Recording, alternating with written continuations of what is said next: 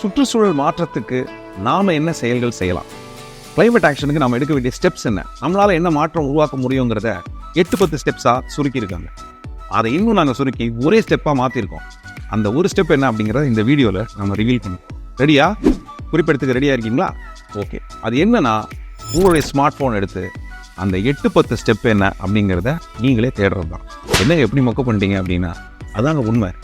அந்த 8-10 ஸ்டெப்பையும் நம்ம இங்கே விளக்கமாக அப்படி சொல்லிட்டோம்னா 10-11 வீடியோவாக இதுவும் மாறிடும். நாமளாக தேடும்போது தான் அதில் மாற்றம் ஏற்படும். நீங்கள் தேடுவீங்க அப்படிங்கிற நம்பிக்கையில் தான் அன்பாக இந்த வீடியோவை நான் பகிர்ந்துக்கிறேன். இதே மாதிரி நீங்கள் நேசிக்கிற ஒருத்தங்களுக்கு இந்த வீடியோவை பகிர்ந்துக்குங்க, அவங்களும் தேடணும். சுயமாக நாம் தேடும்போது தான் நமக்குள் மாற்றம் ஏற்படும், அது செயலாக மாறும். அதோடைய துவக்கமாக இந்த வீடியோ அமைட்டோம். வாங்க, சுற்றுச்சூழலை காக்க நாம் என்ன செய்யணும்னு நாமளே தேடி செயலுக்கு கொண்டு வருவோம்.